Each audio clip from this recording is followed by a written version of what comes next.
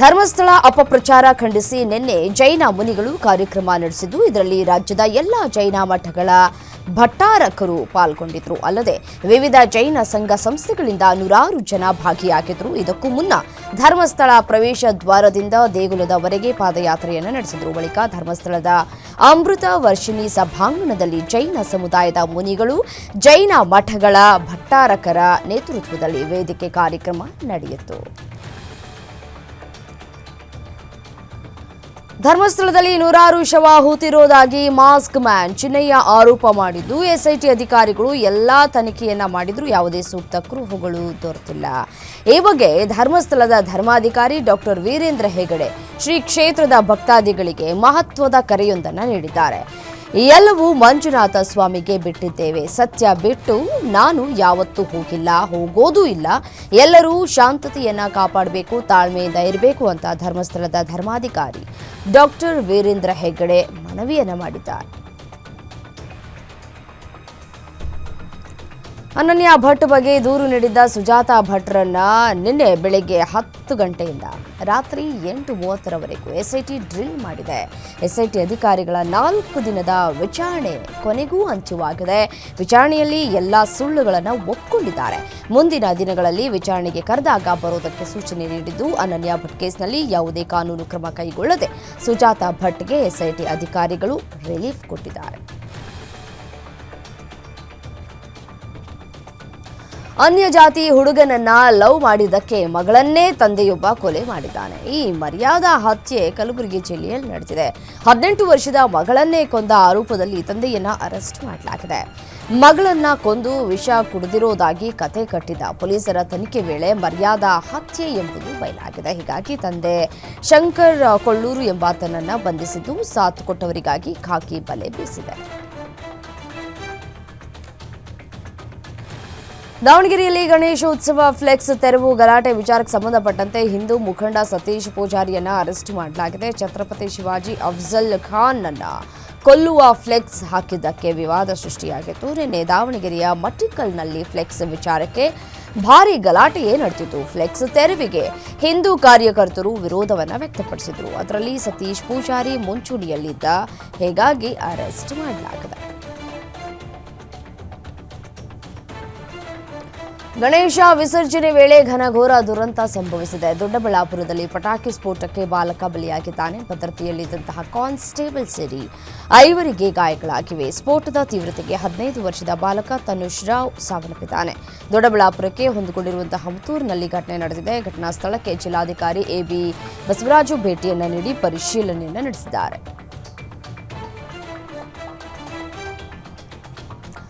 ಲಂಚ ಪಡೆದುಕೊಳ್ತಾ ಇದ್ದಂತಹ ಸಂದರ್ಭದಲ್ಲಿಯೇ ಲೋಕಾಯುಕ್ತ ದಾಳಿ ನಡೆಸಿದ್ದು, ಎಸಿಪಿ ಶರಣಬಸಪ್ಪ ಸುಬೇದಾರ್ ಸಹಿತ 5 ಲೋಕ ಬಲೆಗೆ ಬಿದ್ದಿದ್ದಾರೆ. ಕಲಬುರಗಿ ದಕ್ಷಿಣ ವಿಭಾಗದ ಎಸಿಪಿ ಶರಣಬಸಪ್ಪ ಸುಬೇದಾರ್, ರೈಟರ್ ಚಂದ್ರಕಾಂತ್, ಕಾನ್ಸ್ಟೇಬಲ್ ರಾಘವೇಂದ್ರ, 2 ಖಾಸಗಿ ವ್ಯಕ್ತಿ ದಸ್ತಗೀರ್ ಶಿವಪ್ಪ ಸೇರಿ 5 ಲಂಚ ಪಡೆಯುವಾಗ ಲಾಕ್ ಆಗಿದ್ದಾರೆ. ಲೋಕಾಯುಕ್ತ ಎಸ್ಪಿ ಸಿದ್ದರಾಜು ನೇತೃತ್ವದಲ್ಲಿ ದಾಳಿ ನಡೆಸಿದ್ದು, 5ರನ್ನ ವಶಕ್ಕೆ ಪಡೆದು ವಿಚಾರಣೆಯನ್ನು ನಡೆಸ್ತಾ ಇದೆ. ಚಿಕ್ಕಬಳ್ಳಾಪುರದಲ್ಲಿ ಆಫ್ರಿಕನ್ ಹಂದಿ ಜ್ವರದ ಟೆನ್ಷನ್ ಶುರುವಾಗಿದೆ. ಹೀಗಾಗಿ ಸತ್ತ ಹಂದಿಗಳನ್ನು ಕೆರೆಗೆ ಬಿಸಾಡಿರೋ ಘಟನೆ ಚಿಂತಾಮಣಿ ತಾಲೂಕಿನ ಹೆಬ್ಬರಿ ಗ್ರಾಮದಲ್ಲಿ ನಡೆದಿದೆ. ಯಾವುದೇ ಅನುಮತಿ ಇಲ್ಲದೆ ವೆಂಕಟರೆಡ್ಡಿ ಎಂಬಾತ ಹಂದಿ ಶೆಡ್ ನಿರ್ಮಿಸಿದ್ದ. ಆದರೆ ಹಂದಿಗಳಲ್ಲಿ ಜ್ವರ ಕಾಣಿಸಿಕೊಂಡ ಹಿನ್ನೆಲೆ 30ಕ್ಕೂ ಹೆಚ್ಚು ಹಂದಿಗಳು ಸಾವನ್ನಪ್ಪಿದ್ದಾವೆ. ಸತ್ತ ಹಂದಿಗಳನ್ನು ಮಾಲೀಕ ಕೆರೆಯಲ್ಲಿ ಬಿಸಾಡಿ ತೆರಳಿದ್ದ. ಇದೀಗ ಕೆರೆಯಲ್ಲಿದ್ದಂತಹ 30ಕ್ಕೂ ಹೆಚ್ಚು ಸತ್ತ ಹಂದಿಗಳನ್ನು ತೆರವು ಮಾಡಲಾಗಿದ್ದು, ವೆಂಕಟರೆಡ್ಡಿ ವಿರುದ್ಧ ಕ್ರಮಕ್ಕೆ ಆರೋಗ್ಯಾಧಿಕಾರಿಗಳು ಸೂಚನೆಯನ್ನು ನೀಡಿದ್ದಾರೆ. ಬೆಂಗಳೂರಿನಲ್ಲಿ ಬೆಡ್ಶೀಟ್ ಕಳ್ಳರ ಹಾವಳಿ ಹೆಚ್ಚಾಗಿದೆ. ಮನೆ ಹೊರಗೆ ಒಣಗಾಕಿದ್ದಂತಹ ಬೆಡ್ಶೀಟ್ ಅನ್ನು ಬಿಡದೆ ಕಳ್ಳನೊಬ್ಬ ಕದ್ದು ಎಸ್ಕೇಪ್ ಆಗಿದ್ದಾನೆ. ಈ ಘಟನೆ ಬೆಂಗಳೂರಿನ ಬಿಟಿಎಂ ಲೇಔಟ್ನ ಮೀನಾ ಮಸೀದಿ ಬಳಿ ನಡೆದಿದೆ. ಸಲೀಸಾಗಿ ಗೇಟ್ ತೆಗೆದು ಬೆಡ್ಶೀಟ್ ಕದ್ದು ಕಳ್ಳ ಎಸ್ಕೇಪ್ ಆಗಿದ್ದಾನೆ. ಖತರ್ನಾಕ್ ಕಳ್ಳನ ಚಲನವಲನ ಸಿಸಿಟಿವಿಯಲ್ಲಿ ಸೆರೆಯಾಗಿದೆ. ಕರ್ನಾಟಕದ ಹಲವು ಜಿಲ್ಲೆಗಳಲ್ಲಿ ವರುಣನ ಅಬ್ಬರ ಮುಂದುವರೆದಿದೆ. ಬಂಗಾಳ ಕೊಲ್ಲಿಯಲ್ಲಿ ವಾಯುಭಾರ ಕುಸಿತದಿಂದಾಗಿ ರಾಜ್ಯ ವಿವಿಧ ಜಿಲ್ಲೆಗಳಲ್ಲಿ ಮುಂದಿನ ತಿಂಗಳು ಅಂದರೆ ಸೆಪ್ಟೆಂಬರ್ ಮೊದಲ ವಾರದವರೆಗೂ ಮಳೆ ಅಬ್ಬರ ಇರಲಿದೆ ಅಂತ ಹವಾಮಾನ ಇಲಾಖೆ ಮುನ್ಸೂಚನೆ ನೀಡಿದೆ. ಹೀಗಾಗಿ ಮುಂಜಾಗ್ರತಾ ಕ್ರಮವಾಗಿ ಇಂದು ದಕ್ಷಿಣ ಕನ್ನಡ, ಚಿಕ್ಕಮಗಳೂರು ಹಾಗೂ ಉತ್ತರ ಕನ್ನಡ ಜಿಲ್ಲೆಗಳಲ್ಲಿ ಶಾಲಾ ಕಾಲೇಜುಗಳಿಗೆ ರಜೆಯನ್ನು ಘೋಷಣೆ ಮಾಡಲಾಗಿದೆ. ರಾಜ್ಯದ ಹಲವು ಜಿಲ್ಲೆಗಳಲ್ಲಿ ಮಳೆರಾಯನ ಆರ್ಭಟ ಜೋರಾಗಿದೆ. ರಾಜ್ಯದಲ್ಲಿ ಕಳೆದ 10 ದಿನಗಳಿಂದ ಹಲವು ಜಿಲ್ಲೆಗಳಲ್ಲಿ ಭಾರೀ ಮಳೆಯಾಗ್ತಾ ಇದ್ದು ನೆರೆಯ ಪರಿಸ್ಥಿತಿ ನಿರ್ಮಾಣವಾಗ್ತಾ ಇದೆ. ಬೀದರ್, ವಿಜಯಪುರ ಸೇರಿದಂತೆ ಕರಾವಳಿ ಮಲೆನಾಡು ಭಾಗದಲ್ಲಿ ನದಿ ತಟದಲ್ಲಿ ಇರುವ ಪ್ರದೇಶಗಳಲ್ಲಿ ರಾಜ್ಯ ಸರ್ಕಾರ ಹೈ ಅಲರ್ಟ್ ಘೋಷಣೆ ಮಾಡಿದೆ. ಹೀಗಾಗಿ ಸಿಎಂ ಸಿದ್ದರಾಮಯ್ಯ ಜಿಲ್ಲಾ ಉಸ್ತುವಾರಿ ಸಚಿವರಿಗೆ ಜಿಲ್ಲೆಯಲ್ಲಿ ಠಿಕಾಣಿ ಹೂಡುವುದಕ್ಕೆ ಸೂಚಿಸಿದ್ದಾರೆ. ನೆರೆಗೆ ತುತ್ತಾಗುವಂತಹ ಜಿಲ್ಲೆಗಳಲ್ಲಿ ಅಗತ್ಯ ಮುಂಜಾಗ್ರತಾ ಕ್ರಮಗಳನ್ನು ಕೈಗೊಳ್ಳುವಂತೆ ಸೂಚನೆಯನ್ನು ಕೊಟ್ಟಿದ್ದಾರೆ. 2 ದಿನಗಳ ಭೇಟಿಗಾಗಿ ಜಪಾನ್ನ ಟೋಕಿಯೋಗೆ ಭೇಟಿ ನೀಡಿರುವ ಪ್ರಧಾನಿ ನರೇಂದ್ರ ಮೋದಿ ಮೊದಲ ದಿನವೇ ಹಲವು ಮಹತ್ವದ ಒಪ್ಪಂದಗಳಿಗೆ ಸಹಿ ಹಾಕಿದ್ದಾರೆ. ಸೆಮಿಕಂಡಕ್ಟರ್, ಶುದ್ಧ ಇಂಧನ, ದೂರ ಸಂಪರ್ಕ, ಔಷಧ, ಖನಿಜಗಳು, ತಂತ್ರಜ್ಞಾನ ಕ್ಷೇತ್ರ ಸೇರಿ ಉಭಯ ದೇಶಗಳ ನಡುವೆ 13 ಪ್ರಮುಖ ಒಪ್ಪಂದಗಳಿಗೆ ಸಹಿ ಹಾಕಿದ್ದಾರೆ. ಭಾರತದಲ್ಲಿ ಮುಂದಿನ 10 ವರ್ಷಗಳಲ್ಲಿ ಜಪಾನ್ ಅಂದಾಜು 60,000 ಕೋಟಿಯಷ್ಟು ಹೂಡಿಕೆ ಮಾಡುವುದಾಗಿ ಪ್ರಧಾನಿ ಮೋದಿ ಹೇಳಿದ್ದಾರೆ. ಪ್ರಧಾನಿ ನರೇಂದ್ರ ಮೋದಿ ಅವರು 2 ದಿನದ ಜಪಾನ್ ಪ್ರವಾಸದಲ್ಲಿದ್ದಾರೆ. ಉಭಯ ದೇಶದ ನಾಯಕರು ಮಹತ್ವದ ಚರ್ಚೆಯನ್ನು ನಡೆಸಿದ್ದಾರೆ. ಚಂದ್ರಯಾನ 5 ಮಿಷನ್ಗಾಗಿ ಇಸ್ರೋ ಮತ್ತು ಜಪಾನ್ ಏರೋಸ್ಪೇಸ್ ಎಕ್ಸ್ಪ್ಲೋರೇಷನ್ ಏಜೆನ್ಸಿ ನಡುವಿನ ಸಹಯೋಗವನ್ನು ಪ್ರಧಾನಿ ನರೇಂದ್ರ ಮೋದಿ ದೃಢಪಡಿಸಿದ್ದಾರೆ. ಚಂದ್ರ ಧ್ರುವ ಪರಿಶೋಧನೆ ಲುಪೆಕ್ಸ್ ಎಂದು ಕರೆಯಲ್ಪಡುವ ಜಂಟಿ ಮಿಷನ್ ಚಂದ್ರನ ದಕ್ಷಿಣ ಧ್ರುವದ ಬಗ್ಗೆ ನಮ್ಮ ತಿಳುವಳಿಕೆಯನ್ನು ಹೆಚ್ಚಿಸುತ್ತದೆ ಅಂತ ಘೋಷಿಸಿದರು. ಪ್ರಧಾನಿ ನರೇಂದ್ರ ಮೋದಿ ಅವರು ತಮ್ಮ 2 ದಿನಗಳ ಜಪಾನ್ ಭೇಟಿಯ ಸಂದರ್ಭದಲ್ಲಿ ದಾರುಮಾ ಗೊಂಬೆಯನ್ನು ಉಡುಗೊರೆಯಾಗಿ ಸ್ವೀಕರಿಸಿದ್ದಾರೆ. ಈ ಗೊಂಬೆ ಜಪಾನಿನ ಇತಿಹಾಸ ಮತ್ತು ಸಂಪ್ರದಾಯದೊಂದಿಗೆ ಆಳವಾಗಿ ಸಂಬಂಧವನ್ನು ಹೊಂದಿದೆ. ಶೋರಿಂಜಾನ್ ದಾರುಮಾಜಿ ದೇವಾಲಯದ ಮುಖ್ಯ ಅರ್ಚಕರು 2 ರಾಷ್ಟ್ರಗಳ ನಡುವಿನ ಸೌಹಾರ್ದತೆಯ ಸಂಕೇತವಾಗಿ ಈ ಉಡುಗೊರೆಯನ್ನು ಕೊಟ್ಟಿದ್ದಾರೆ. ಬಿಹಾರದಲ್ಲಿ ನಡೆದಂತಹ ವಿರೋಧ ಪಕ್ಷದ ರ್ಯಾಲಿಯಲ್ಲಿ ಪ್ರಧಾನಿ ಮೋದಿ ಮತ್ತು ಅವರ ದಿವಂಗತ ತಾಯಿಯ ವಿರುದ್ಧ ಅವಾಚ್ಯ ಶಬ್ದಗಳಿಂದ ನಿಂದಿಸಿದ ಆರೋಪದ ಮೇಲೆ ವ್ಯಕ್ತಿಯನ್ನು ಬಂಧಿಸಲಾಗಿದೆ. ಇಂಡಿಯಾ ಬ್ಲಾಕ್ ಸಾರ್ವಜನಿಕ ಸಭೆಯಲ್ಲಿ ಪ್ರಧಾನಿ ಮೋದಿ ಅವರನ್ನು ನಿಂದಿಸ್ತಾ ಇರುವಂತಹ ವಿಡಿಯೋ ಆನ್ಲೈನ್ನಲ್ಲಿ ಕಾಣಿಸಿಕೊಂಡ ನಂತರ ರೆಜ್ಜಿ ಅಲಿಯಾಸ್ ರಾಜಾ ಅಂತ ಗುರುತಿಸಲಾದಂತಹ ವ್ಯಕ್ತಿಯನ್ನ ಬಂಧನ ಮಾಡಲಾಗಿದೆ. ಲೋಕಸಭೆ ವಿಪಕ್ಷ ನಾಯಕ ರಾಹುಲ್ ಗಾಂಧಿ ಓಟ್ ಅಕ್ರಮದ ಬಗ್ಗೆ ಸತತವಾಗಿ ಆರೋಪ ಮಾಡುತ್ತಲೇ ಬಂದಿದ್ದಾರೆ. ಭಾರತೀಯ ಚುನಾವಣಾ ಆಯೋಗ ಹಾಗೂ ಕೇಂದ್ರ ಸರ್ಕಾರದ ವಿರುದ್ಧ ಇದೀಗ ಮತ್ತೆ ಕಿಡಿಕಾರಿದ್ದಾರೆ. ಪ್ರಮುಖವಾಗಿ ಬೆಂಗಳೂರಿನ ಮಹದೇವಪುರದಲ್ಲಿ ಮತಗಳ ಅಕ್ರಮದ ಬಗ್ಗೆ ಈ ಹಿಂದೆ ರಾಹುಲ್ ಗಾಂಧಿ ಅಂಕಿ ಅಂಶಗಳನ್ನು ರಿಲೀಸ್ ಮಾಡಿದ್ರು. ಇದೀಗ ಬಿಹಾರದ ಸಿವಾನ್ನಲ್ಲಿ ವೋಟರ್ ಅಧಿಕಾರದ ಯಾತ್ರೆಯ ವೇಳೆ ಮತ್ತೊಮ್ಮೆ ಈ ವಿಚಾರವನ್ನು ಪ್ರಸ್ತಾಪ ಮಾಡಿದ್ದಾರೆ. ಹರಿಯಾಣ, ಮಹಾರಾಷ್ಟ್ರ, ಕರ್ನಾಟಕ ಹೀಗೆ ಎಲ್ಲ ಕಡೆಗಳಲ್ಲೂ ಬಿಜೆಪಿಯ ಕುಕೃತ್ಯಗಳನ್ನು ನಾವು ಎಕ್ಸ್ಪೋಸ್ ಮಾಡ್ತೇವೆ ಅಂತ ತೊಡೆತಟ್ಟಿದ್ದಾರೆ. ದೇಶದಲ್ಲಿ ಪ್ರಸ್ತುತ ಸಾಲು ಸಾಲು ಹಬ್ಬಗಳಿರುವ ಹಿನ್ನೆಲೆಯಲ್ಲಿ ಕೇಂದ್ರ ಸರ್ಕಾರ ಈರುಳ್ಳಿ ಸಂಗ್ರಹಣೆ ಮತ್ತು ಕ್ರಯ ವಿಕ್ರಯದ ಮೇಲೆ ಕಣ್ಣಿಟ್ಟಿದೆ. ಜನಸಾಮಾನ್ಯರಿಗೆ ತೊಂದರೆ ತೊಡಕುಗಳು ಎದುರಾಗದಂತೆ ಕಟ್ಟುನಿಟ್ಟಿನ ಕ್ರಮವನ್ನು ಕೈಗೊಳ್ಳುವುದಕ್ಕೆ ಮುಂದಾಗಿದೆ.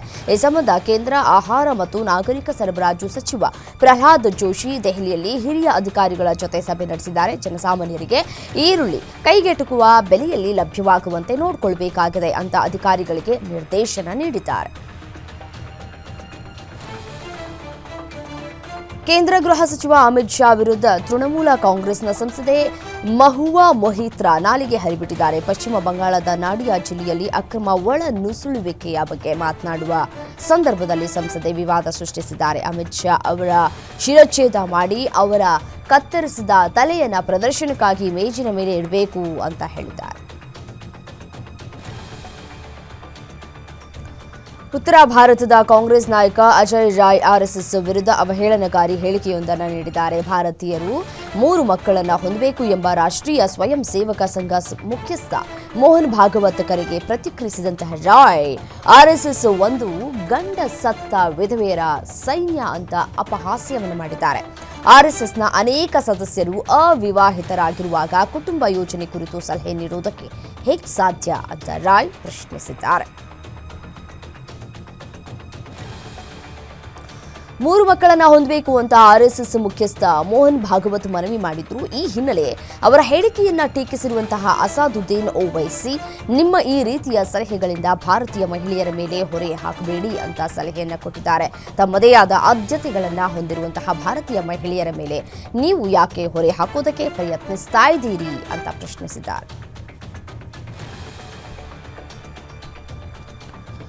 ಮರ್ಯಾದಾ ಹತ್ಯೆಗೆ ಸಂಬಂಧಿಸಿ ವಿಶೇಷ ಕಾನೂನು ರೂಪಿಸುವಂತೆ ನಟ ವಿಜಯ್ ಅವರ ತಮಿಳಗ ವೆಟ್ರಿ ಕಳಗಂ ಪಕ್ಷ ಸುಪ್ರೀಂ ಕೋರ್ಟ್ಗೆ ಮನವಿಯನ್ನ ಸಲ್ಲಿಸಿದೆ. ಈ ಕುರಿತು ಈಗ ಇರುವ ನಿಬಂಧನೆಗಳು ಅಸಮರ್ಪಕವಾಗಿವೆ ಎಂದಿರುವಂತಹ ಟಿವಿಗೆ ಇದಕ್ಕಾಗಿ ವಿಶೇಷ ಕಾನೂನು ರೂಪಿಸುವಂತೆ ಅರ್ಜಿಯನ್ನು ಸಲ್ಲಿಸಿದೆ. ತಿರುನಲ್ವೇಲಿಯಲ್ಲಿ 27 ವರ್ಷದ ದಲಿತ ಟೆಕ್ಕಿ ಕವಿನ್ ಸೆಲ್ವಗಣೇಶ್ ಹತ್ಯೆಯ ಬಳಿಕ ತಮಿಳುನಾಡಿನಾದ್ಯಂತ ಆಕ್ರೋಶ ವ್ಯಕ್ತವಾಗಿದ್ದು, ಇದಕ್ಕೆ ಪ್ರತಿಕ್ರಿಯೆಯಾಗಿ ಟಿವಿಗೆ ಈ ನಿರ್ಣಯವನ್ನು ಕೈಗೊಂಡಿದೆ. ವಿಧಾನಸಭಾ ಚುನಾವಣೆಗೂ ಮುನ್ನ ಟಿಎಂಸಿ ಯುವ ನಾಯಕರ ಮೇಲೆ ಹೌರಾದಲ್ಲಿ ದಾಳಿ ನಡೆಸಲಾಗಿದೆ. ಇದು ಈಗ ಉದ್ವಿಗ್ನತೆಯನ್ನ ಉಂಟು ಮಾಡಿದೆ. ತೃಣಮೂಲ ವಿದ್ಯಾರ್ಥಿ ಕಾಂಗ್ರೆಸ್ ಪಕ್ಷದ ಸಂಸ್ಥಾಪನಾ ದಿನಾಚರಣೆ ಪ್ರಯುಕ್ತ ವಿದ್ಯಾರ್ಥಿ ಸಂಘದ ಕೇಂದ್ರ ಸಭೆಗೆ ಹೋಗ್ತಾ ಇದ್ದ ಇಬ್ಬರು ನಾಯಕರ ಮೇಲೆ ಹರಿತವಾದ ಆಯುಧಗಳಿಂದ ಹಲ್ಲೆಯನ್ನು ನಡೆಸಲಾಗಿದೆ. ಬರುಯಾಪರ ಹೌರಾ ಪ್ರದೇಶದ ಲಿಲುವಾ ರೈಲು ನಿಲ್ದಾಣದ ಬಳಿ ಈ ಘಟನೆ ನಡೆದಿದೆ. ಕುರಿದಾಮಜಿನಲ್ಲಿ ನಡೆದಂತಹ ಜಗಳದಲ್ಲಿ ಬಿಜೆಪಿ ಕಾರ್ಯಕರ್ತನನ್ನ ಗುಂಪೊಂದು ಹೊಡೆದು ಕೊಂದಿರುವಂತಹ ಘಟನೆ ತಮಿಳುನಾಡಿನಲ್ಲಿ ನಡೆದಿದೆ. ಈ ಘಟನೆ ನಡೆದಿದ್ದು ಬಿಜೆಪಿ ವಾಣಿಜ್ಯ ವಿಭಾಗದ ಸದಸ್ಯ ಸತೀಶ್ ಕುಮಾರ್ ಎಂಬಾತನನ್ನ ಹತ್ಯೆ ಮಾಡಲಾಗಿದೆ. ಆರೋಪಿಗಳು ಇನ್ನೂ ತಲೆಮರೆಸಿಕೊಂಡಿದ್ದಾರೆ. ಶೀಘ್ರದಲ್ಲೇ ಅವರನ್ನು ಬಂಧಿಸಲಾಗುವುದು ಅಂತ ಪೊಲೀಸರು ಸ್ಪಷ್ಟಪಡಿಸಿದ್ದಾರೆ. ಭಾರತದ ಜಿಡಿಪಿ ಬೆಳವಣಿಗೆ ಕಳೆದ ಏಪ್ರಿಲ್-ಜೂನ್ ತ್ರೈಮಾಸಿಕದಲ್ಲಿ ನಿರೀಕ್ಷೆ ಮೀರಿ ಅಚ್ಚರಿಯ ಹೊಸ ಎತ್ತರಕ್ಕೇರಿದೆ. ಈ 3 ತಿಂಗಳಿನಲ್ಲಿ 7.8% ಬೆಳವಣಿಗೆಯು ದಾಖಲಾಗಿದೆ ಅಂತ ರಾಷ್ಟ್ರೀಯ ಅಂಕಿ ಅಂಶಗಳ ಕಚೇರಿಯು ಬಿಡುಗಡೆಗೊಳಿಸಿದ ಅಂಕಿ ಅಂಶಗಳು ತಿಳಿಸಿದೆ. ನಿರ್ಮಾಣ ವಲಯ ಮತ್ತು ಕೃಷಿ ಕ್ಷೇತ್ರದಲ್ಲಿ ಭಾರೀ ಬೆಳವಣಿಗೆಯಾಗಿರುವುದು, ಕೇಂದ್ರ ಸರ್ಕಾರದ ಬಂಡವಾಳ ಗಣನೀಯ ಹೆಚ್ಚಳವಾಗಿರುವುದು ಪ್ರಭಾವ ಬೀರಿದೆ. ವಿಮಾನಗಳ ಮೂಲಕ ಸರಕುಗಳ ಸಾಗಣೆಯಲ್ಲಿ ಹೆಚ್ಚಳವಾಗಿದೆ. ಆಗಸ್ಟ್ 2025ರ ಮೂಡ್ ಆಫ್ ದಿ ನೇಷನ್ ಸಮೀಕ್ಷೆಯಲ್ಲಿ ಪ್ರಧಾನಿ ನರೇಂದ್ರ ಮೋದಿ ಕಾರ್ಯಕ್ಷಮತೆಯ ರೇಟಿಂಗ್ ಸ್ವಲ್ಪ ಕುಸಿದಿದೆ. ಫೆಬ್ರವರಿ 2025ರ ಸಮೀಕ್ಷೆಯಲ್ಲಿ 62% ಜನರು ಅವರ ಕಾರ್ಯಕ್ಷಮತೆಯನ್ನ ಉತ್ತಮ ಅಂತ ರೇಟ್ ಮಾಡಿದರೆ, ಈಗ ಈ ಸಂಖ್ಯೆ 58%ಕ್ಕೆ ಕುಸಿದಿದೆ. ರಿಲಯನ್ಸ್ ಇಂಡಸ್ಟ್ರೀಸ್ ಷೇರುದಾರರ ಕಾಯುವಿಕೆ ಅಂತೂ ಕೊನೆಗೊಳ್ಳಲಿದೆ. ಜಿಯೋದ ಐಪಿಒ ಮುಂದಿನ ವರ್ಷದ ಮೊದಲಾರ್ಧದಲ್ಲಿ ಅಂದರೆ 2026ನೇ ಇಸವಿಯಲ್ಲಿ ಬಿಡುಗಡೆಯಾಗಲಿದೆ. ರಿಲಯನ್ಸ್ ಇಂಡಸ್ಟ್ರೀಸ್ ಲಿಮಿಟೆಡ್ನ 48ನೇ ವಾರ್ಷಿಕ ಸಾಮಾನ್ಯ ಸಭೆಯಲ್ಲಿ ಷೇರುದಾರರನ್ನು ಉದ್ದೇಶಿಸಿ ಮಾತನಾಡಿದಂತಹ ಕಂಪನಿಯ ಅಧ್ಯಕ್ಷ ಮತ್ತು ವ್ಯವಸ್ಥಾಪಕ ನಿರ್ದೇಶಕ ಮುಖೇಶ್ ಅಂಬಾನಿ ಈ ಮಾಹಿತಿಯನ್ನು ಹಂಚಿಕೊಂಡಿದ್ದಾರೆ. ಭಾರತದಲ್ಲಿ ಕೃತಕ ಬುದ್ಧಿಮತ್ತೆ ಕ್ಷೇತ್ರಕ್ಕೆ ಚಾಲನೆಯನ್ನು ನೀಡುವುದಕ್ಕೆ ರಿಲಯನ್ಸ್ ಇಂಡಸ್ಟ್ರೀಸ್ ಲಿಮಿಟೆಡ್ ಸಂಪೂರ್ಣ ಸ್ವಾಮ್ಯದ ಹೊಸ ಘಟಕವಾದ ರಿಲಯನ್ಸ್ ಇಂಟೆಲಿಜೆನ್ಸ್ ಅನ್ನು ಅನಾವರಣಗೊಳಿಸಲಿದೆ. ಇದು ಟೆಲಿಕಾಂ ಮತ್ತು ರಿಟೇಲ್ ವ್ಯಾಪಾರ ಮತ್ತು ಇಂಧನ ವ್ಯವಹಾರಗಳ ಜೊತೆಗೆ ಉದ್ಯಮ ಸಮೂಹವನ್ನು ಡೀಪ್ ಟೆಕ್ ಉದ್ಯಮವನ್ನಾಗಿ ಮಾಡುವ ಉದ್ದೇಶವನ್ನು ಹೊಂದಿದೆ. ರಿಲಯನ್ಸ್ ಹಾಗೂ ವಾಲ್ಟ್ ಡಿಸ್ನಿ ಪಾಲುದಾರಿಕೆಯ ಜಿಯೋ ಹಾಟ್ಸ್ಟಾರ್ ವಿಶ್ವದ 2ನೇ ಅತಿದೊಡ್ಡ OTT ವೇದಿಕೆ ಅನಿಸಿಕೊಂಡಿದೆ. ರಿಲಯನ್ಸ್ ಜಿಯೋ ಇನ್ಫೋಕಾಮನ್ ಚೇರ್ಮನ್ ಆಕಾಶ್ ಅಂಬಾನಿ ರಿಲಯನ್ಸ್ ಜಿಯೋನ ವಾರ್ಷಿಕ ಸಾಮಾನ್ಯ ಸಭೆಯಲ್ಲಿ ಈ ಒಂದು ವಿಷಯವನ್ನು ಹಂಚಿಕೊಂಡಿದ್ದಾರೆ.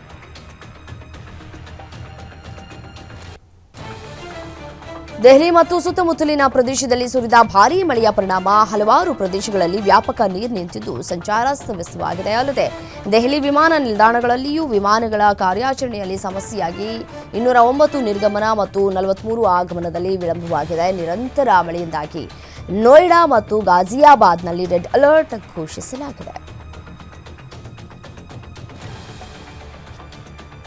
ಉತ್ತರಾಖಂಡದ ಚಾಮೋಲಿ, ರುದ್ರಪ್ರಯಾಗ ಮತ್ತು ಉತ್ತರಕಾಶಿ ಸೇರಿದಂತೆ ಹಲವು ಜಿಲ್ಲೆಗಳಲ್ಲಿ ಮೇಘಸ್ಫೋಟ ಮತ್ತು ಭಾರೀ ಮಳೆಯಿಂದಾಗಿ ಹಠಾತ್ ಪ್ರವಾಹ ಉಂಟಾಗಿದ್ದು ಮನೆಗಳಿಗೆ ಹಾನಿಯಾಗಿದೆ. ಅಲ್ಲದೆ ರಸ್ತೆಗಳು ಬಂದ್ ಆಗಿದ್ದು ಹಲವರು ನಾಪತ್ತೆಯಾಗಿದ್ದಾರೆ. ಬದ್ರಿನಾಥ ಹೆದ್ದಾರಿ ಸೇರಿದಂತೆ ಹಲವು ರಸ್ತೆಗಳು ಮುಚ್ಚಿಹೋಗಿವೆ. ಇದರಿಂದ ಸಂಚಾರಕ್ಕೆ ಅಡ್ಡಿಯಾಗಿದೆ.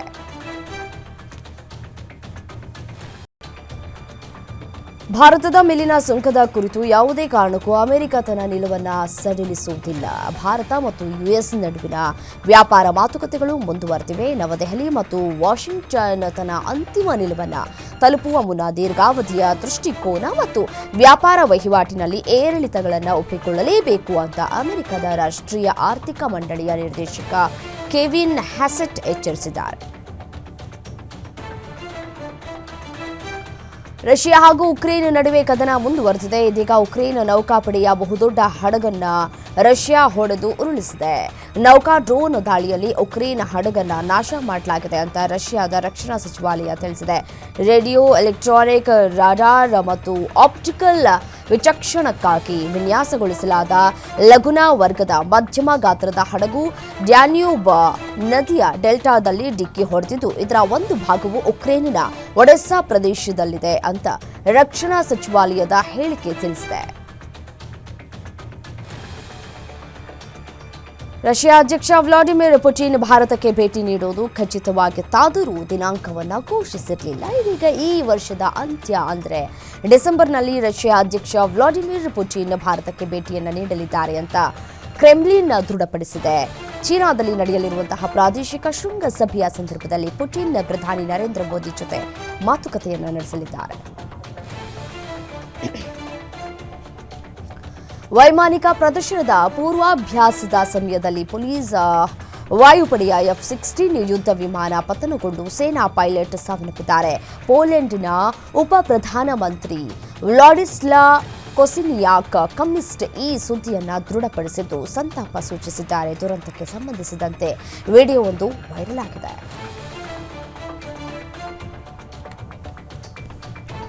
ಲಾಸ್ ಏಂಜಲೀಸ್ನ Crypto.com ಅರೇನಾ ಬಳಿ 35 ವರ್ಷದ ವ್ಯಕ್ತಿಯೊಬ್ಬ ರಸ್ತೆಯ ಮಧ್ಯೆ 2 ಅಡಿ ಉದ್ದದ ಕತ್ತಿಯನ್ನ ಹಿಡಿದು ಆಡಿಸ್ತಾ ಇದ್ದಂತಹ ಸಿಖ್ ವ್ಯಕ್ತಿಯ ಮೇಲೆ ಪೊಲೀಸರು ಗುಂಡು ಹಾರಿಸಿದ್ದು, ಆತ ಚಿಕಿತ್ಸೆ ಫಲಿಸದೆ ಸಾವನ್ನಪ್ಪಿದ್ದಾನೆ. ಮೃತನನ್ನ ಗುರ್ಪ್ರೀತ್ ಸಿಂಗ್ ಅಂತ ಗುರುತಿಸಲಾಗಿದೆ.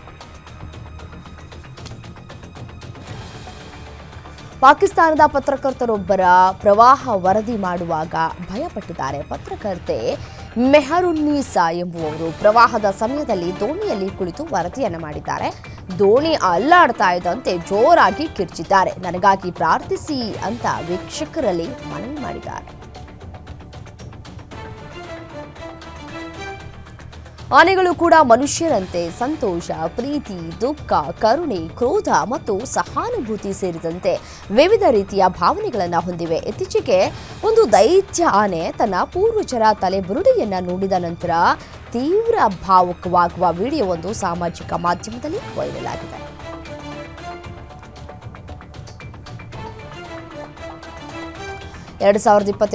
ಭಾರತೀಯ ಕ್ರಿಕೆಟ್ ನಿಯಂತ್ರಣ ಮಂಡಳಿಗೆ ಅಧ್ಯಕ್ಷರಾಗಿರುವ ಕರ್ನಾಟಕದ ರೋಜರ್ ಬೆನ್ನಿ ಅಧಿಕಾರಾವಧಿ ಮುಕ್ತಾಯವಾಗಿದ್ದು, ಸೆಪ್ಟೆಂಬರ್ನಲ್ಲಿ ನಡೆಯಲಿರುವ ಮುಂದಿನ ಬಿಸಿಸಿಐ ಚುನಾವಣೆಯವರೆಗೆ ಅವರಿಂದ ತೆರವಾಗಲಿರುವ ಸ್ಥಾನಕ್ಕೆ ರಾಜ್ಯಸಭಾ ಸದಸ್ಯ ರಾಜೀವ್ ಶುಕ್ಲಾ ಹಂಗಾಮಿಯಾಗಿ ನೇಮಕಗೊಂಡಿದ್ದಾರೆ ಅಂತ ತಿಳಿದುಬಂದಿದೆ.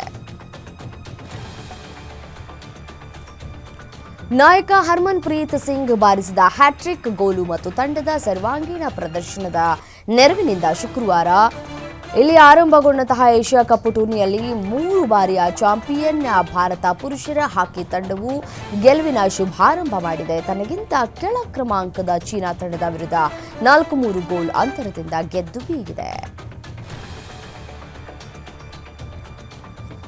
BWF ವಿಶ್ವ ಚಾಂಪಿಯನ್ಶಿಪ್ನಲ್ಲಿ ಭಾರತಕ್ಕೆ ನಿರಾಸೆಯಾಗಿದೆ. ಮಹಿಳಾ ಸಿಂಗಲ್ಸ್ನ ಕ್ವಾರ್ಟರ್ ಫೈನಲ್ ಪಂದ್ಯದಲ್ಲಿ ಅವಳಿ ಒಲಿಂಪಿಕ್ ವಿಜೇತೆ PV ಸಿಂಧು ಸೋಲನ್ನ ಕಂಡ್ರೆ, ಮಿಶ್ರ ಡಬಲ್ಸ್ನಲ್ಲಿ ಧ್ರುವ್ ಕಪಿಲಾ ಮತ್ತು ತನಿಷಾ ಕ್ರಾಸ್ಟೋ ಜೋಡಿ ಸೋಲು ಕಾಣುವ ಮೂಲಕ ಭಾರತಕ್ಕೆ ಮೊದಲ ಮಿಶ್ರ ಡಬಲ್ಸ್ ಪದಕ ಗೆಲ್ಲುವ ಅವಕಾಶವನ್ನು ಕಳೆದುಕೊಂಡಿದೆ.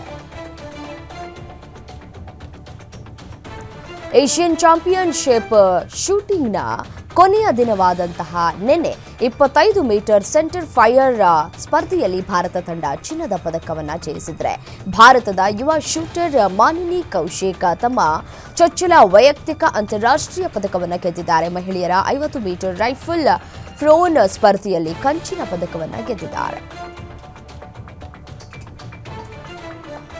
ದುಲೀಪ್ ಟ್ರೋಫಿಯ ಕ್ವಾರ್ಟರ್ ಫೈನಲ್ನಲ್ಲಿ ಕೇಂದ್ರ ವಲಯದ ಡ್ಯಾನಿಶ್ ಮಾನೇವಾರ್ ಅದ್ಭುತವಾದ ದ್ವಿಶತಕ 203 ರನ್ ಸಿಡಿಸಿ ವಿದರ್ಭ ಕ್ರಿಕೆಟ್ ಪರ ಹೊಸ ಅಧ್ಯಾಯವನ್ನು ಬರೆದಿದ್ದಾರೆ. ಇದು ದುಲೀಪ್ ಟ್ರೋಫಿಯಲ್ಲಿ ವಿದರ್ಭದ ಆಟಗಾರನಿಂದ ದಾಖಲಿಸಲ್ಪಟ್ಟ ಮೊದಲ ದ್ವಿಶತಕವಾಗಿದೆ. ಪ್ರೊ ಕಬಡ್ಡಿ ಲೀಗ್ 12ನೇ ಆವೃತ್ತಿಗೆ ವಿಶ್ವನಾಥ ಸ್ಪೋರ್ಟ್ಸ್ ಕ್ಲಬ್ನಲ್ಲಿ ಚಾಲನೆ ದೊರೆತಿದ್ದು, ದಿನದ ಮೊದಲ ಪಂದ್ಯದಲ್ಲಿ ತಮಿಳ್ ತಲೈವಾಸ್ ಗೆದ್ದರೆ, ಅತ್ಯಂತ ರೋಚಕವಾಗಿ ನಡೆದ ದ್ವಿತೀಯ ಪಂದ್ಯದಲ್ಲಿ ಪುಣೇರಿ ಪಲ್ಟಾನ್ ವಿರುದ್ಧ ಬುಲ್ಸ್ ತಂಡ ಟೈ ಬ್ರೇಕರ್ನಲ್ಲಿ ಸೋಲನ್ನು ಒಪ್ಪಿಕೊಂಡಿದೆ. ಸಚಿನ್ ತೆಂಡೂಲ್ಕರ್ ಅವರ ತಾಯಿ ರಜನಿ ತೆಂಡೂಲ್ಕರ್ ಅವರ 88ನೇ ಹುಟ್ಟುಹಬ್ಬವನ್ನು ಆಚರಿಸಲಾಗಿದೆ. ಈ ಸಮಾರಂಭದಲ್ಲಿ ಅರ್ಜುನ್ ತೆಂಡೂಲ್ಕರ್ ಮತ್ತು ಅವರ ಭಾವಿ ಮಡದಿ ಸಾನಿಯಾ ಚಂದೋಕ್ ಭಾಗವಹಿಸಿದ್ರು. ನಿಶ್ಚಿತಾರ್ಥದ ನಂತರ ಸಾನಿಯಾ ಹಾಗೂ ಅರ್ಜುನ್ ಮೊದಲ ಬಾರಿಗೆ ಒಟ್ಟಿಗೆ ಕಾಣಿಸಿಕೊಂಡಿರುವುದು ಇದೇ ಮೊದಲು. ವಿವಾದದಿಂದ ಕೂಡಿದ ಬೆಂಗಳೂರಿನ ಅಭಿಮಾನ್ ಸ್ಟುಡಿಯೋ ಮುಟ್ಟುಗೋಲು ಹಾಕಿಕೊಳ್ಳುವುದಕ್ಕೆ ಅರಣ್ಯ ಇಲಾಖೆ ಜಿಲ್ಲಾಧಿಕಾರಿಗೆ ಪತ್ರ ಬರೆದಿದೆ. ಇದೇ ಆಗಸ್ಟ್ 7ರಂದು ರಾತ್ರೋರಾತ್ರಿ ಅಭಿಮಾನ್ ಸ್ಟುಡಿಯೋದಲ್ಲಿದ್ದಂತಹ ಕನ್ನಡದ ಮೇರು ನಟ ಸಾಹಸ ಸಿಂಹ ಡಾಕ್ಟರ್ ವಿಷ್ಣುವರ್ಧನ್ ಸಮಾಧಿಯನ್ನು ಧ್ವಂಸ ಮಾಡಲಾಗಿತ್ತು. ಈ ಕಾರಣಕ್ಕೆ ಭಾರೀ ವಿವಾದಕ್ಕೀಡಾಗಿದ್ದ ಜಾಗವನ್ನು ಇದೀಗ ಸರ್ಕಾರ ವಶಪಡಿಸಿಕೊಳ್ಳುವಂತೆ ಅರಣ್ಯ ಇಲಾಖೆ ಡಿಸಿ ಜಗದೀಶ್ ಅವರಿಗೆ ಪತ್ರವನ್ನು ಬರೆದಿದೆ. ನಟಿ ರಮ್ಯಾ ಬೆನ್ನಲ್ಲೇ ನಟ ದರ್ಶನ್ ಪತ್ನಿ ವಿಜಯಲಕ್ಷ್ಮಿ ಬಗ್ಗೆ ಅಸಭ್ಯ ಕಮೆಂಟ್ ಮಾಡಲಾಗಿದ್ದು, ಈ ಸಂಬಂಧ ಕಿಡಿಗೇಡಿಗಳ ವಿರುದ್ಧ ದೂರು ದಾಖಲಾಗಿದೆ. ದರ್ಶನ್ ಪತ್ನಿ ವಿಜಯಲಕ್ಷ್ಮಿ ಬಗ್ಗೆ ಸಾಮಾಜಿಕ ಜಾಲತಾಣಗಳಲ್ಲಿ ಅಸಭ್ಯವಾಗಿ ಕಮೆಂಟ್ ಹಾಕಲಾಗಿತ್ತು. ಈ ಬಗ್ಗೆ ತನಿಖೆ ನಡೆಸುವಂತೆ ರಾಜ್ಯ ಮಹಿಳಾ ಆಯೋಗ ಬೆಂಗಳೂರು ಪೊಲೀಸ್ ಆಯುಕ್ತರಿಗೆ ಪತ್ರವನ್ನು ಬರೆದಿತ್ತು. ಚೆನ್ನಮ್ಮನ ಕೆರೆ ಅಚ್ಚುಕಟ್ಟು ಪೊಲೀಸ್ ಠಾಣೆಯಲ್ಲಿ ಪ್ರಕರಣ ಕೂಡ ದಾಖಲಾಗಿದೆ. ದರ್ಶನ್ ಜೈಲು ಪಾಲಾದರೂ ಮೈಸೂರು ನಂಟು ಅವರ ಪತ್ನಿ ವಿಜಯಲಕ್ಷ್ಮಿ ಮರೆಯದೇ ಇರುವುದು ವಿಶೇಷ. ದರ್ಶನ್ ಅನುಪಸ್ಥಿತಿಯಲ್ಲೂ ಪತ್ನಿ ವಿಜಯಲಕ್ಷ್ಮಿ ದಸರಾ ಆನೆ ಮಾವುತರ ಕುಟುಂಬಕ್ಕೆ ಉಡುಗೊರೆಯನ್ನ ಕೊಟ್ಟು ಊಟವನ್ನು ಹಾಕಿಸಿದ್ದಾರೆ. ದರ್ಶನ್ ತಾಯಿ ಕೂಡ ಅರಮನೆ ಅಂಗಳದಲ್ಲಿ ಬೀಡು ಬಿಟ್ಟಿದ್ದ ಗಜಪಡೆ ನೋಡಿ ಖುಷಿ ಪಟ್ಟಿದ್ದಾರೆ. ಮಾವುತರ 60 ಕುಟುಂಬಕ್ಕೆ ವಿಜಯಲಕ್ಷ್ಮಿ ಕುಕ್ಕರ್ ಉಡುಗೊರೆಯನ್ನಾಗಿ ಕೊಟ್ಟಿದ್ದಾರೆ. ತೆರೆ ಮೇಲೆ ಮಾತ್ರವಲ್ಲದೆ ತೆರೆ ಹಿಂದೆಯೂ ಮೆಗಾಸ್ಟಾರ್ ಚಿರಂಜೀವಿ ರಿಯಲ್ ಹೀರೋ ಅಂತ ಅನ್ನಿಸಿಕೊಂಡಿದ್ದಾರೆ. ರಾಜೇಶ್ವರಿ ಹೆಸರಿನ ಮಹಿಳೆ ಚಿರು ಅವರ ಡೈ ಹಾರ್ಡ್ ಫ್ಯಾನ್ ಆಗಿದ್ದು, ಮೆಗಾಸ್ಟಾರ್ ಮೇಲಿನ ಅಭಿಮಾನದಿಂದಾಗಿ ಸುಮಾರು 300 ಕಿಲೋಮೀಟರ್ ಸೈಕಲ್ ತುಳಿದು ತನ್ನಿಷ್ಟದ ತಾರೆಯನ್ನ ಭೇಟಿಯಾಗಿ ಖುಷಿಪಟ್ಟಿದ್ದಾರೆ. ಇನ್ನೊಂದು ಹೆಜ್ಜೆ ಮುಂದೆ ಇಟ್ಟ ಚಿರಂಜೀವಿ ರಾಜೇಶ್ವರಿ ಅವರ ಇಬ್ಬರ ಮಕ್ಕಳ ಶಿಕ್ಷಣದ ಜವಾಬ್ದಾರಿಯನ್ನ ಹೊರುವ ಮೂಲಕ ಭರವಸೆಯನ್ನು ಕೂಡ ಕೊಟ್ಟಿದ್ದಾರೆ. ವಿಶಾಲ್ ನಟಿ ಸಾಯಿ ಧನಿಷ್ಕಾ ಜೊತೆಗೆ ನಿಶ್ಚಿತಾರ್ಥವನ್ನು ಮಾಡಿಕೊಂಡಿದ್ದಾರೆ. ಮೇ ತಿಂಗಳಲ್ಲಿ ಈ ಬಗ್ಗೆ ವಿಶಾಲ್ ಬಹಿರಂಗ ಘೋಷಣೆ ಮಾಡಿದ್ರು. ಸಾಯಿ ಧನಿಷ್ಕಾ ಸಹ ತಮಿಳು ಚಿತ್ರರಂಗದ ನಟಿಯಾಗಿದ್ದಾರೆ. ವಿಶಾಲ್ ಹಾಗೂ ಸಾಯಿ ಧನಿಷ್ಕಾ ಅವರ ನಿಶ್ಚಿತಾರ್ಥವು ವಿಶಾಲ್ ನಿವಾಸದಲ್ಲಿಯೇ ಕುಟುಂಬಸ್ಥರ ಸಮ್ಮುಖದಲ್ಲಿ ಸರಳವಾಗಿ ನೆರವೇರಿದೆ. ಈ ಬಾರಿ ಅಂಬಾನಿ ಕುಟುಂಬದಲ್ಲಿ ಗಣೇಶೋತ್ಸವವನ್ನು ಬಹಳ ವೈಭವಯುತವಾಗಿ ಆಚರಿಸಲಾಗಿದ್ದು, ಅನೇಕ ಗಣ್ಯರು ಕೂಡ ಈ ಸಮಾರಂಭದಲ್ಲಿ ಭಾಗಿಯಾಗಿದ್ದಾರೆ. ಬಾಲಿವುಡ್ ಫೇಮಸ್ ಕಪಲ್ ನಟ ರಣವೀರ್ ಸಿಂಗ್, ದೀಪಿಕಾ ಪಡುಕೋಣೆ ಈ ಕಾರ್ಯಕ್ರಮದಲ್ಲಿ ಭಾಗಿಯಾಗಿದ್ದು, ಸದ್ಯ ಅವರ ಕೆಲವು ಫೋಟೋಗಳು ಸೋಷಿಯಲ್ ಮೀಡಿಯಾದಲ್ಲಿ ವೈರಲ್ ಆಗ್ತಿವೆ.